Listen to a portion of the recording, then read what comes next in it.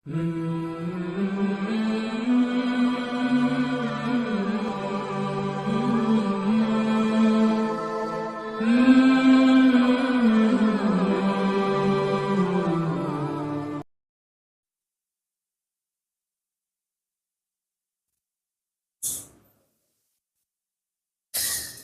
بالله من الشيطان الرجيم. بسم الله الرحمن الرحيم. إلهي Assalamualaikum warahmatullahi wabarakatuh. Alhamdulillah. Alhamdulillahi hamdan katsiran tayyiban mubarakan fihi. Ashhadu an la ilaha illallah wa ashhadu anna sayyidana Muhammadan abduhu wa rasuluhu la nabiyya ba'dah. Allahumma salli ala sayyidina Muhammadin fil awwalin wal akhirin wa fi kulli waqtin wa hin wa ba'd. Alhamdulillah, puji-puji syukur kehadirat Allah Rabbul Izzah atas segala limpahan nikmat karunia yang Allah berikan kepada kita semua.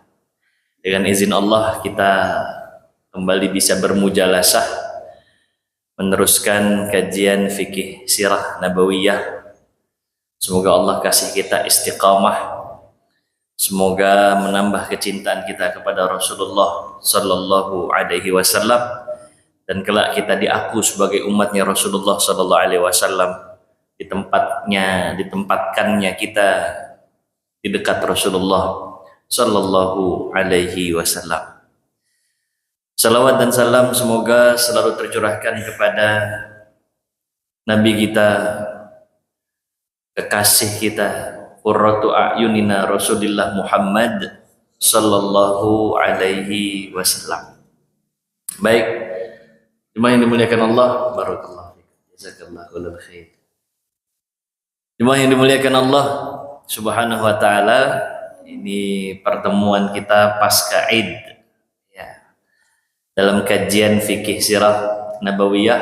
Wa qabla kulli syai', sebelum kita memulai, aqulu lakum, dari lubuk hati terdalam Al-Fakir mengucapkan taqabbalallahu minna wa minkum salihal a'mal wa ja'alani wa iyyakum minal aidin wal faizin kullu 'am wa antum bi khair insyaallah.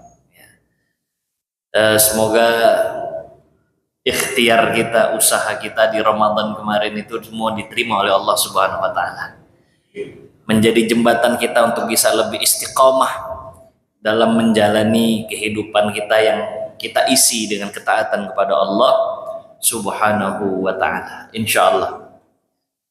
Baik, yang dimuliakan Allah Subhanahu wa taala, dalam kajian fikih sirah nabawiyah sebenarnya kita udah ada di bab-bab terakhir ya.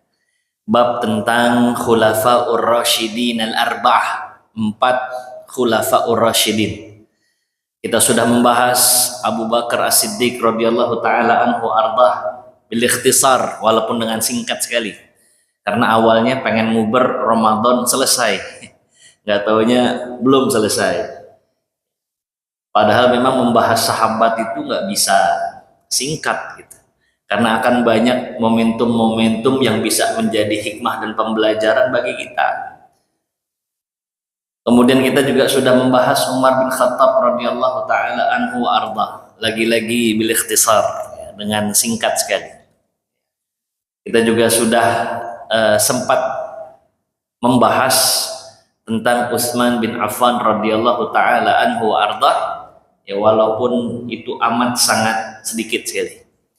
Nah, hari ini kita akan kembali membahas, karena udah nggak diuber-uber waktu lagi ya, nggak ada target Ramadan, kita coba bahas sedikit lebih dalam terkait sahabat-sahabat Nabi ya. Kali ini terkait Utsman bin Affan radhiyallahu taala anhu wa arda. Nah, Utsman bin Affan radhiyallahu taala anhu wa arda,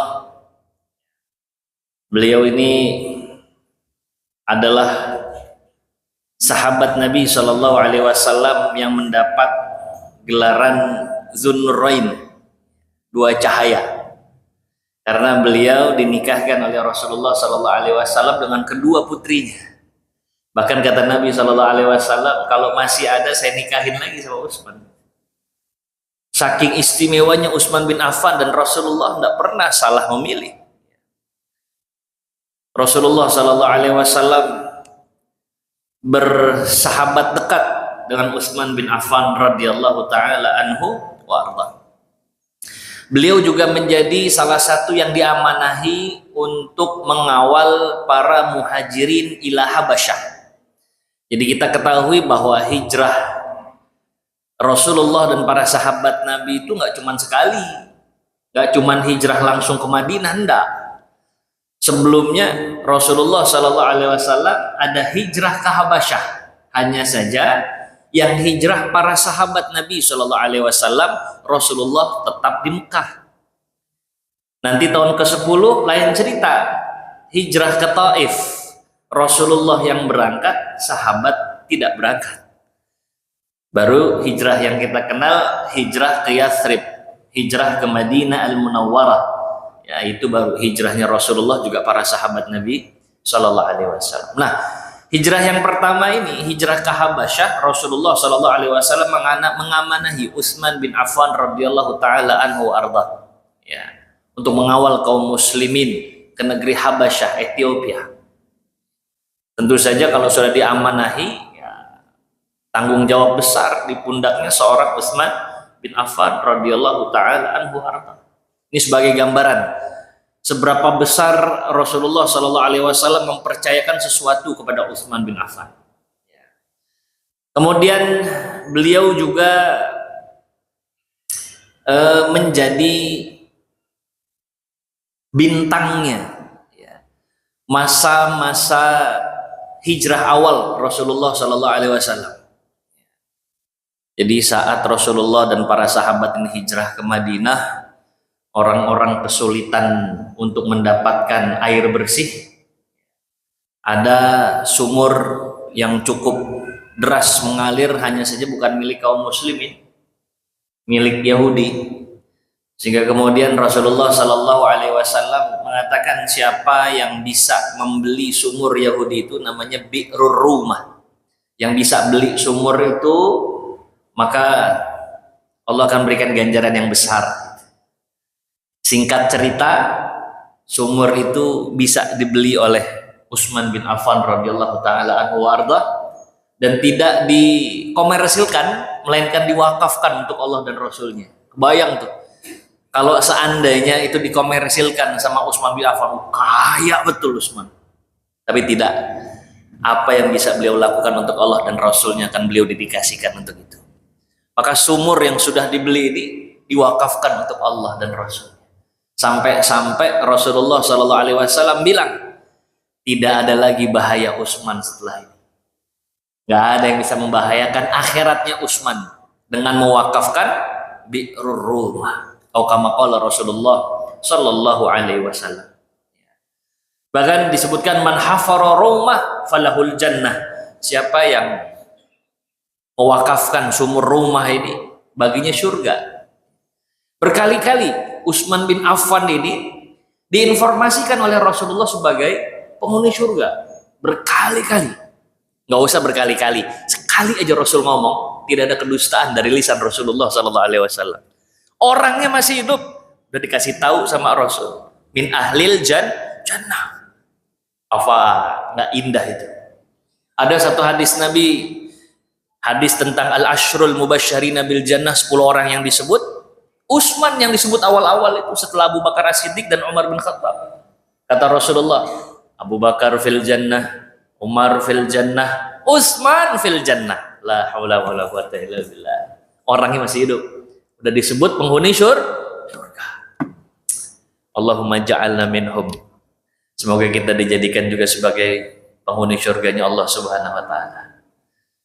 Bertetangga dengan Rasulullah sallallahu alaihi wasallam. Ya Allah, bijiwaril Mustafa sallallahu alaihi wasallam, bijiwari Abi Bakar As-Siddiq, di dekat sama Abu Bakar, di dekat Umar. Ya Allah, mudah-mudahan semoga Allah wafatkan kita kelak dalam keadaan istiqamah, dalam keadaan husnul khatimah insyaallah.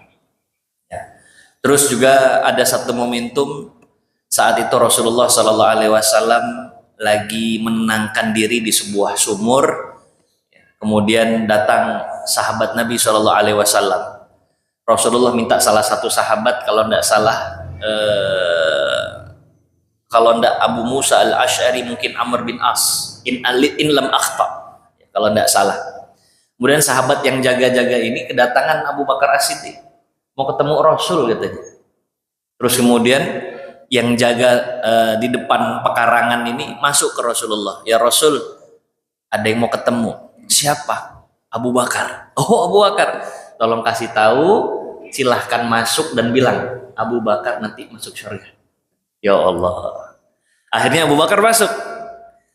Nggak lama kemudian Umar bin Khattab datang, radhiyallahu taala anhu arda. Sebentar, saya lapor dulu sama Rasul, kata yang jaga nih, sahabat Nabi sallallahu alaihi wasallam. Ya Nabi, ada yang mau ketemu lagi. Siapa? Umar. Nah, suruh datang, suruh masuk dan kasih tahu dia juga tempatnya di surga. Ya Allah. Setelah itu Utsman bin Affan radhiyallahu taala anhu arda datang. Lapor lagi dong, kan nggak bisa begitu saja dipersilahkan, harus minta izin sama Nabi Shallallahu Alaihi Wasallam. Ya Rasulullah, ada lagi yang datang ya Rasul. Siapa? Utsman. Oh iya, Utsman suruh masuk. Kasih tahu, Utsman ini juga penghuni surga, tapi dengan ujian dari Allah Subhanahu wa Ta'ala. Ada tambahannya tuh. Yang kelak kata-kata Nabi Shallallahu Alaihi Wasallam ini akan dipegang terus oleh Utsman bin Affan. Dia tahu kelak beliau akan mendapatkan ujian besar dari Allah Subhanahu wa Ta'ala. La haula wala quwwata illa billah. Inilah Utsman bin Affan radhiyallahu taala anhu ardah, yang kita tahu salah satu keistimewaan beliau ini orang yang amat sangat cinta dengan sedekah. Ya, sedekahnya luar biasa. Bahkan pada saat Ayyamul Usrah, ada Jaisyul Usrah, ini pada saat perang Tabuk di tahun ke-9 setelah hijrahnya Rasulullah Sallallahu Alaihi Wasallam. Ya, itu ada masa-masa paceklik, kita sudah bahas perang Tabuk kemarin. Saat itu Rasulullah tumben-tumbenan bilang, siapa yang punya harta lebih di rumahnya, ahlan wa sahlan disedekahkan. Maka pada saat itu sahabat Nabi Sallallahu Alaihi Wasallam termotivasi. Mereka sedekahkan apa yang mereka miliki. Ada yang cuma sedekah 1 mud kurma, disedekahin. Ya. Yang penting mereka bisa berbuat untuk Allah dan Rasulnya. Apa yang disedekahkan oleh Utsman bin Affan? Nggak usah ditanya sudah. Apa yang beliau miliki, beliau berikan untuk Allah dan Rasulnya. Utsman bin Affan itu menyedekahkan kurang lebih 1000 kendaraan, kuda dan unta, di jalan Allah Subhanahu wa Ta'ala. Diberikan, bukannya disewain, bukan, atau sekedar pakai, bukan, dikasih untuk Allah dan Rasulnya. Bayangkan itu, nggak ada hitung-hitungan. Ini bisnis, urusannya sama Allah nih, kayak begini, bukan urusan sama manusia. Dan enteng sekali Utsman mengeluarkan hartanya itu. Inilah gambaran orang yang meletakkan harta itu cuma di telapak tangannya saja, nggak pernah masuk ke dalam hatinya sehingga sulit untuk dikeluarkan. Dan Masya Allah, mudah-mudahan Allah kasih kita hati yang kayak gitu ya, yang gak banyak hitung-hitungan, sedekah, infak, wakaf di jalan Allah Subhanahu wa Ta'ala. Saya kemarin dapat cerita inspiratif sekali. Ada seorang Muslim, Masya Allah. Sebenarnya kalau dilihat nasabnya keturunan kaya, tapi beliau ini mungkin mengambil ibrah betul, pelajaran betul dari seorang Utsman bin Affan mungkin, sehingga apa yang beliau miliki itu mudah sekali beliau keluarkan, bahkan tatkala nggak punya uang sekalipun. Ada orang melihat dia kayaknya senang-senang aja. Begitulah orang yang ideal itu ya, orang nggak tahu kesusahan kita. Sementara ini orang yang kita maksud ini sedang kebutuhannya banyak sekali. Tapi beliau la yas'alunan nasa ilhafa, nggak pernah minta-minta tuh, pantang betul, nggak pernah mau. Dan Masya Allah, begitu beliau dapat rezeki, Kadang-kadang kalau dapat rezeki ini ujian datang sama kita. Baru dapat rezeki, dia sedang butuh-butuhnya, tiba-tiba ada orang datang, ngelihat enak betul hidupnya ini. Padahal dia nggak tahu dalamnya kayak gimana. Orang kan ngelihat zohirnya saja. Yang kadang-kadang kata ulama, nahkum bizawahir. Kita nilai dari yang tampak-tampak saja. Dia nggak tahu gimana dalamnya itu. Bang, lagi kesusahan nih bang. Kalau abang ada, pinjamkanlah saya duit. Kata orang ini, dibilang nggak ada, dia megang duit, tapi dia butuh. Dan masya Allah ini kesaksian orang-orang yang ada di sekitarnya itu. Itu enteng sekali. Nih, pakai aja. Nih, pakai aja. Jadi orang yang kayak begini nih hidupnya sebenarnya dijamin sama Allah. Bahkan kita pun dijamin sama Allah. Cuman kadang-kadang keyakinan kita yang berbeda gitu. Tingkat keyakinan kita kepada jaminan Allah itu yang berbeda. Nyata-nyatanya Allah cukupi walaupun dengan segala keterbatasan, tapi cukup. Anak-anaknya sekolah dan masya Allah begitu dia niat mau kemana, ada yang menyediakan kendaraan, punya motor, keponakannya mau pakai buat kuliah, bukan dipinjemin Pak, dikasih. Ya mungkin case-nya Iktibar ini sama kayak Utsman bin Affan ini, nggak dipinjemin, dikasih sudah, dan enteng sekali. Seolah-olah udah talak 3 sama dunia. Kita ngelihatnya kayak begitu.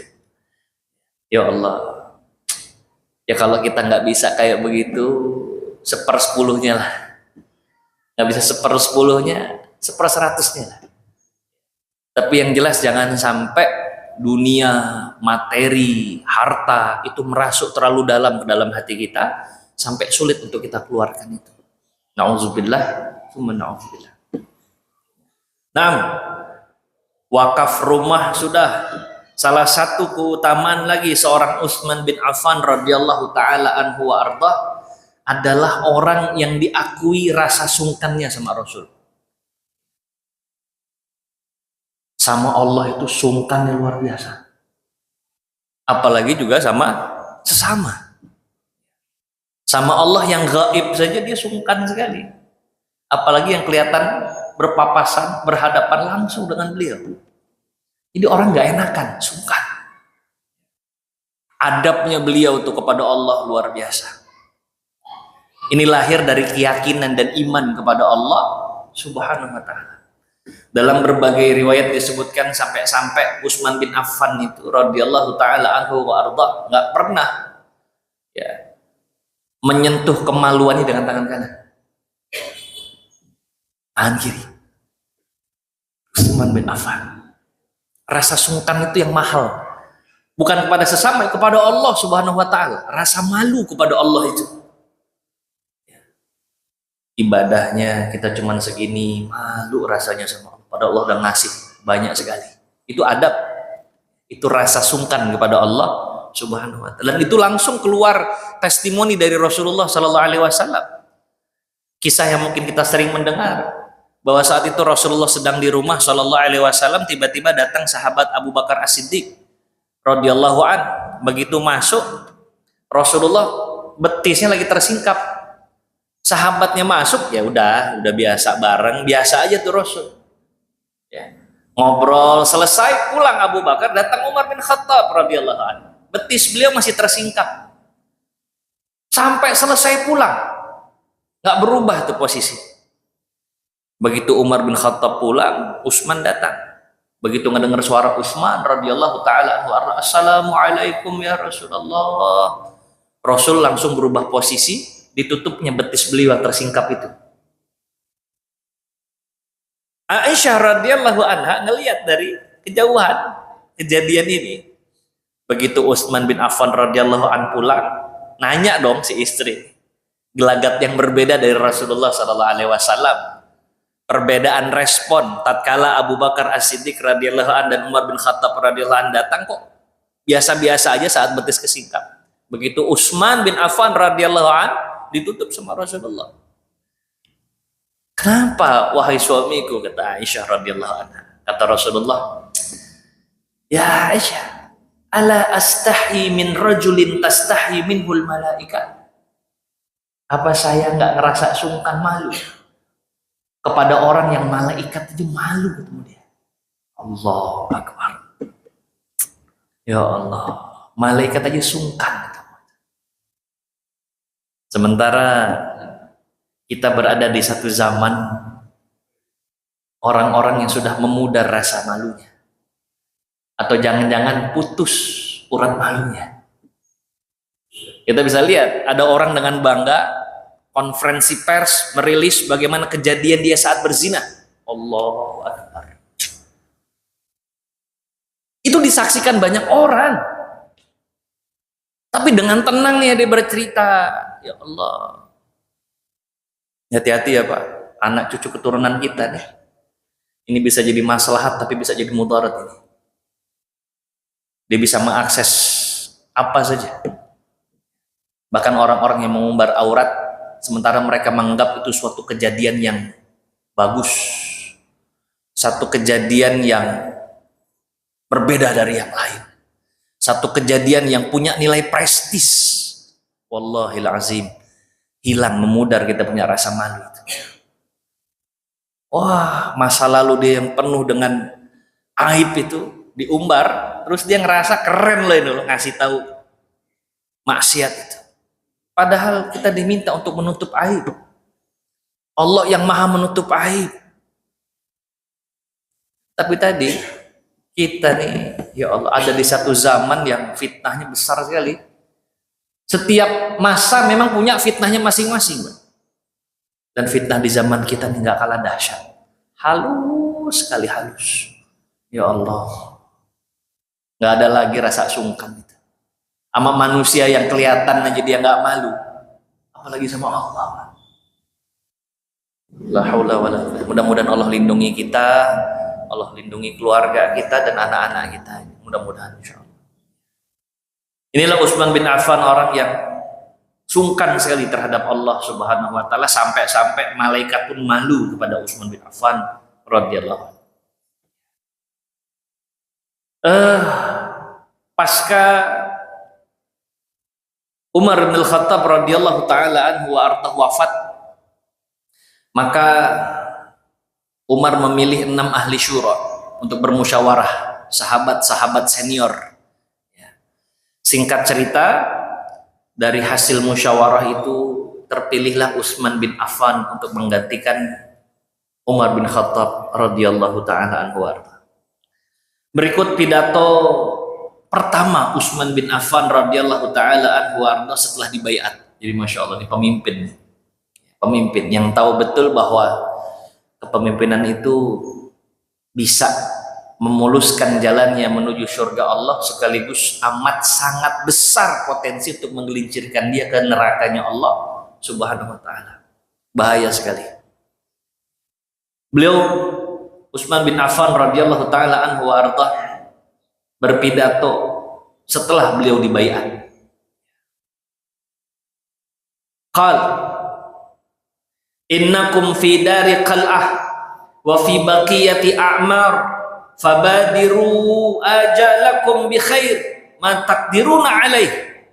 Ini kata Utsman bin Affan. Sesungguhnya kalian berada di kampung persinggahan lah, dalam usia yang tersisa. Maka kalian harus bersegera mempergunakan batas ajal kalian dengan melakukan kebaikan-kebaikan yang sanggup kalian lakukan. Kita nih berpacu dengan ajal, berpacu dengan akhir waktu kita hidup di dunia yang singkat, yang pendek ini. Memang benar, umur kita kan nggak panjang-panjang amat kayak umat-umat terdahulu. Dan kita nih berpacu dengan ajal kita. Mudah-mudahan kita nih kematian nggak mendahului amal soleh kita. Jangan sampai amal soleh kita baru mau kita lakuin, tapi ajalnya sudah datang kepada kita. Percuma, sia-sia. Insyaallah. Falakat utitum, kalian telah diberikan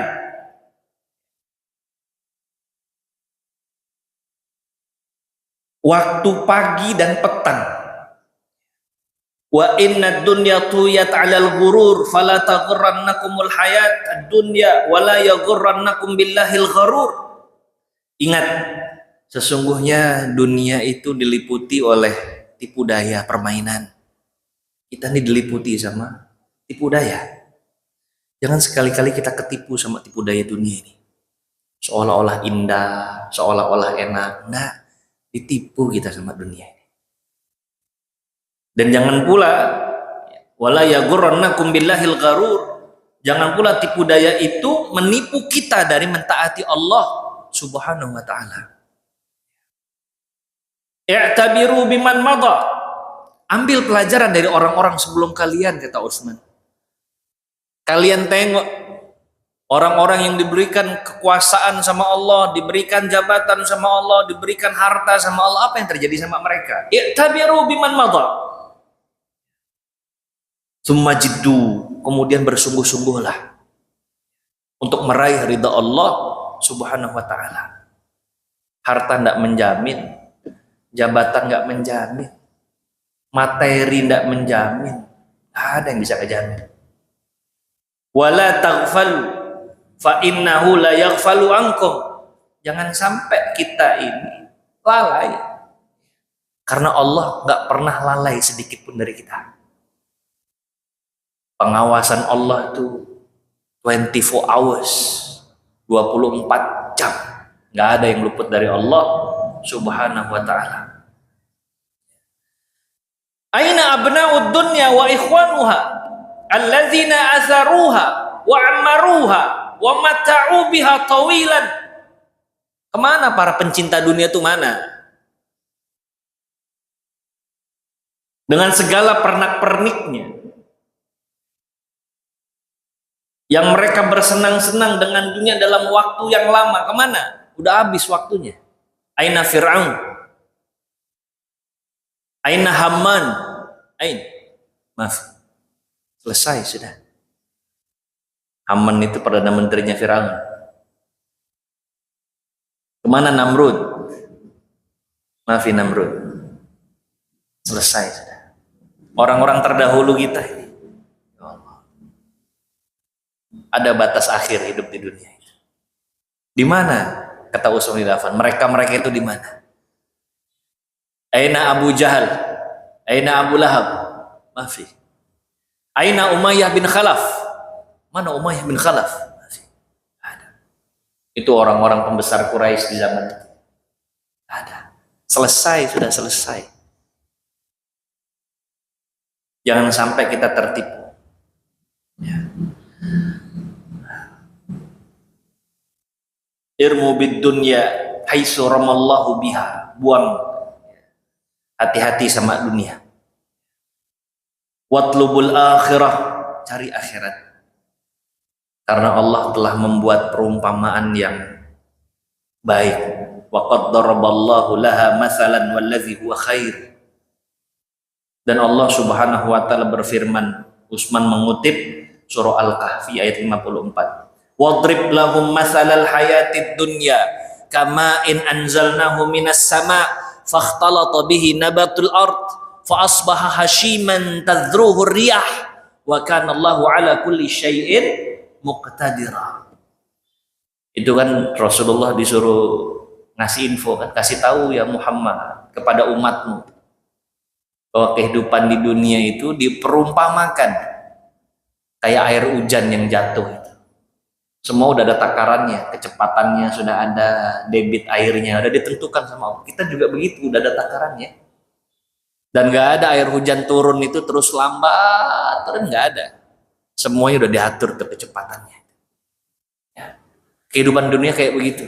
Begitu air turun, ketemu sama tumbuhan, tanamannya tumbuh. Setelah tumbuh, tanamannya kan terus mati, digantikan dengan tanaman yang lain. Maka sirkulasi kehidupan manusia kayak begitu, ada awal ada akhir. Maka ini pidato pertamanya Utsman bin Affan radhiyallahu taala anhu arda setelah beliau dibaiat oleh kaum muslimin. Bayangkan. Jadi emang orientasinya Utsman bin Affan sejak awal dibaiat itu dipilih menjadi khalifah, orientasinya adalah orientasi akhirat. Jadi bukan nih kalau dipilih jadi kaya apa enggak nih, bisa nutup gak nih dari kampanye kemarin, enggak ada tuh. Pidato beliau langsung tentang akhirat itu. Ya Allah, apalagi urusan pemimpin nih, berat betul. Ke dalam hadis Nabi SAW itu, orang-orang yang mendapat naungan Allah di akhirat, sab'atun yudhilluhumullahu fi dhillihi yawma la dhilla illa dhilluh. 7 orang yang kelak mendapatkan naungan Allah di mana nggak ada naungan Allah lagi, di mana tidak ada naungan saat itu kecuali naungan Allah. Terik matahari yang menyengat, nggak bisa bawa payung tuh, nggak bisa pakai topi terus kita berteduh di bawah pohon, nggak bisa. Yang berlaku saat itu adalah naungan Allah Subhanahu wa Ta'ala. Apa yang disebut pertama kali? Mahwal awal, imamul adil, imam yang disebut, pemimpin. Karena pemimpin ini punya potensi besar mengantarkan dia kepada surganya Allah, sekaligus punya potensi besar sebesar-besarnya menggelincirkan kepada nerakanya Allah Subhanahu wa Ta'ala. Urusannya bukan urusan individu kalau sudah pemimpin itu. Urusannya rakyat. Sedikit-dikitnya rakyat itu berapa jumlahnya? Maka urusan ini urusan krusial. Imamun adil yang disebutkan dalam hadis Nabi Shallallahu Alaihi Wasallam. Mudah-mudahan Allah karuniakan kita nih, pemimpin-pemimpin kita punya hati seperti Utsman bin Affan, insya Allah. Kita nggak tahu doa dari siapa yang dikabul oleh Allah Subhanahu Wa Taala. Minta kebaikan terus sama Allah, minta supaya Allah bisa arahkan pemimpin-pemimpin kita, insya Allah. Nah, jemaah yang dimuliakan Allah Subhanahu Wa Taala.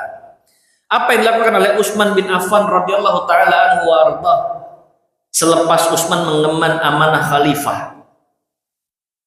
Utsman bin Affan langsung mengusahakan stabilitas nasional. Saat itu ada fitnah baru. Ya, pembunuh dari Umar bin Khattab itu kan dieksekusi. Abu Lu'lu' al-Majusi.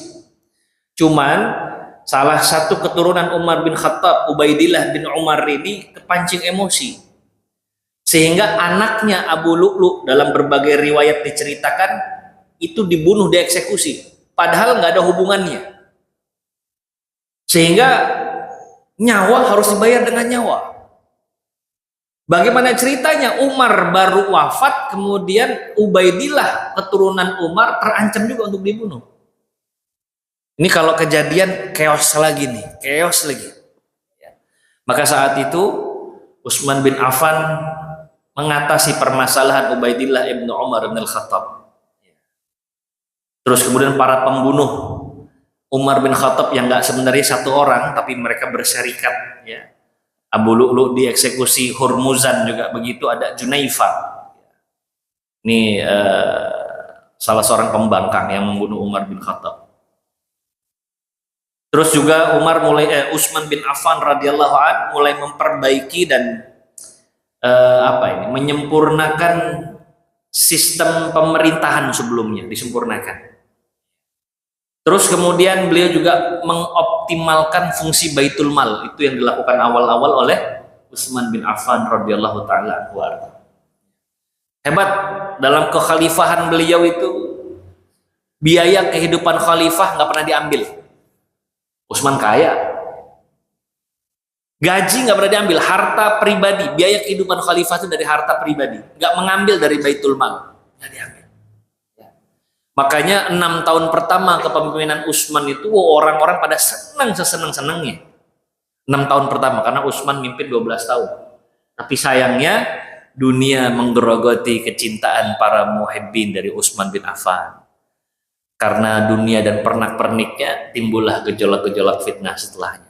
6 tahun terakhir baru riak-riak bencian itu muncul, yang sampai nanti terjadinya fitnah pembunuhan Utsman bin Affan. Tapi 6 tahun pertama tuh, orang-orang sayang, seneng betul sama Utsman. Ya. Gaji pekerja itu semua dari Baitul Mal. Jadi produktif sekali Baitul Mal itu. Gaji prajurit itu dari Baitul Mal. Dan beliau adalah khalifah pertama yang menambahkan gaji para prajurit itu. Tentara-tentara tuh digaji lebih sama Utsman bin Affan. Bahkan biaya kepentingan haji, jemaah haji itu di cover semua sama Baitul Mal. Wah, ini kalau tahun ini terjadi, waduh, bisa overload Mekah ya. Karena semua itu ditekel urusannya sama pemerintah, sama Utsman bin Affan radhiyallahu taala anhu arda. Terus biaya pembangunan ulang Masjid Nabawi sama dari Baitul Mal juga. Perluasan Masjidil Haram, Baitul Mal. Pengadaan armada laut saat itu dari Baitul Mal. Ya. Kemudian penggalian sumber mata air juga dari Baitul Mal. Sampai muazin itu digaji dari Baitul Mal. Itu semua atas usaha ikhtiar Utsman bin Affan radhiyallahu taala anhu wa arda. Jadi dahsyat sekali. Nah, memang pada akhirnya di 6 tahun terakhir ini fitnah-fitnah bermunculan sehingga ada beberapa pembenci Utsman bin Affan yang melihat celah untuk bisa menjatuhkan Utsman. Dari mana? Nah, kita tahu bersama Utsman tuh dihantamnya dari apa? Unsur KKN. Dia itu milih saudara-saudaranya untuk menguasai pemerintahan-pemerintahan yang dipimpin oleh beliau. Wah, saya dapat peringatan nih, alarm udah bunyi. Ya, masih ya? Ini apa yang belakang? Taib. Saya buka sedikit ya. Utsman itu dibilang ngambil cuman saudara-saudaranya doang sebagai pemimpin. Memang betul. Ada Muawiyah bin Abi Sofyan, itu ada di Syam, ya. Ada Abdullah bin Sa'ad bin Abi Sarah di Mesir, ada Al-Walid bin Uqbah, ada Sa'id bin As, ada Abu Musa Al-Ash'ari. Itu gubernur-gubernur khalifahnya Utsman bin Affan. Kurang lebih ada 5. Tapi sebenarnya itu 5 dari 21 orang yang dipilih oleh Utsman bin Affan. Utsman taunya punya capable ya saudaranya itu. Utsman juga nggak serampangan milih, ini karena saudara saya, bagian dari suku saya pilih. Nggak begitu, nggak. Utsman punya barometernya. Cuman itu yang digaungkan nanti sama pembenci-pembenci Utsman.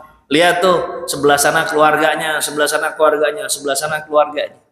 Ya. Itu yang dijadikan senjata untuk menjatuhkan Utsman bin Affan radhiyallahu taala anhu wa arda. Padahal masih ada yang lain, ada Al-Qaqa' bil Amir, Jabir Al-Muzni, Habib bin Maslamah, Abdurrahman bin Khalid bin Walid, Abul A'war As-Sulami, 21 orang. Yang 5 dari keluarganya Utsman bin Affan. Itu yang dijadikan senjata, bahwa Utsman ini ngangkat kebanyakan dari keluarga dan saudara-saudaranya. Insya Allah kita akan lanjutkan lagi ya di pertemuan berikutnya untuk lebih detail lagi mengambil pelajaran dari kehidupan Utsman bin Affan radhiyallahu taala anhu arda.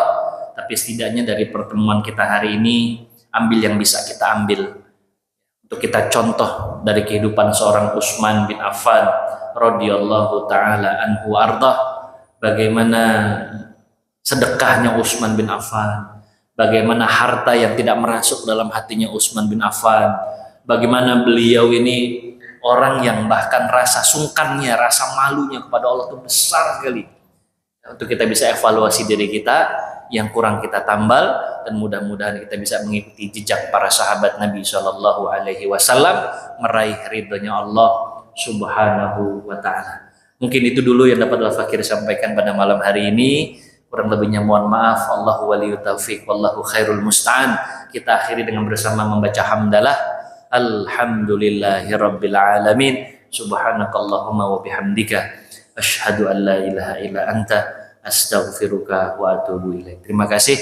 Wassalamualaikum warahmatullahi wabarakatuh.